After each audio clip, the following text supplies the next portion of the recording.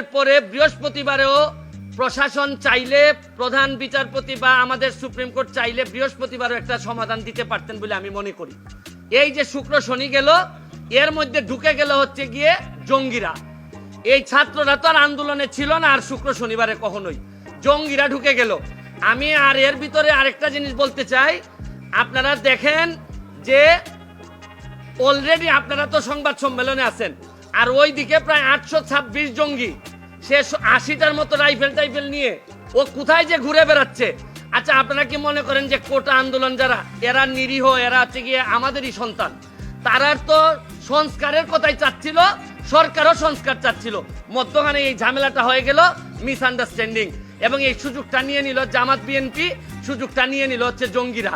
এখন আমি মনে করি এই সরকারের প্রশাসনও, যারা বয়স্ক যারা আছেন, তারাই এই তরুণদের যে সেন্টিমেন্ট এইটা বুঝতে পুরোপুরি ব্যর্থ হয়েছেন। তারা তাদেরকে একদম লাইটলি নিছেন, তারা ভাবছেন যে এরা একটা লাইটলি একটা বিষয়, এবং এইটার ব্যর্থতা আমি মনে করি এই প্রশাসনের আছে। কারণ এখানে হাজার হাজার মানুষ এখন নতুন চিন্তার মালিক, এরা নতুন নতুন চিন্তা করে, এরা সারা পৃথিবী দেখে অভ্যাস।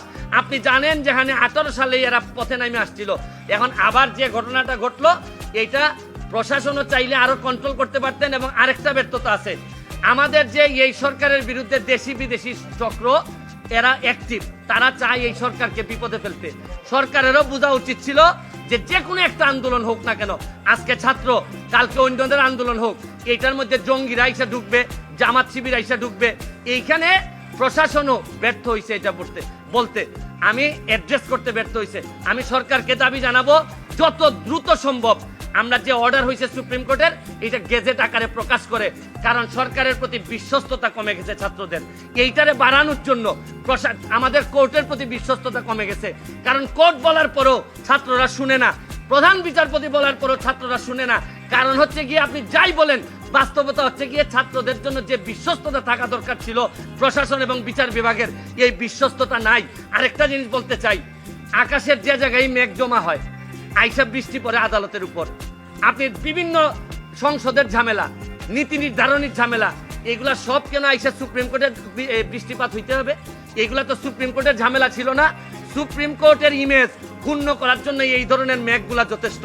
পলিসি ডিসিশন যেখানে প্রধানমন্ত্রী 18 সালে শেষ করে দিচ্ছেন, এইটারে হাইকোর্টে নিয়ে আইসা এইসব ঝামেলা, মানে মেঘ জমে অন্য জায়গায় আর বৃষ্টিপাত হয় হচ্ছে গিয়ে সব সুপ্রিম কোর্টে।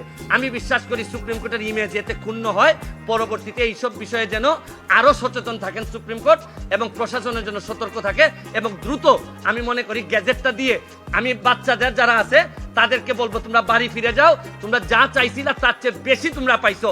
এবং এখন রাষ্ট্রকে ঠিকঠাক মতো, যারা আজকে এত বড় ক্ষতি করছে, বিটিভি জ্বালাই দিছে, এরা মেট্রো রেল জ্বালাই দিছে, মিরপুরবাসী এখন সারা 1 বছর কান্না করলে এই পাপ মোচন হবে না। আর এরা চান্স পাইলে পদ্মা সেতু ভেঙে দিত, শুধু চান্স পায় নাই। এরা আসলে এইবার প্রমাণ হয়েছে, এদের কাছে ক্ষমতা গেলে বঙ্গবন্ধু কন্যার কাছে ক্ষমতা ভুল শুদ্ধ থাকলেও উনার কাছে ক্ষমতা নিরাপদ, আর এদের কাছে ক্ষমতা গেলে কি হবে এইটার নমুনা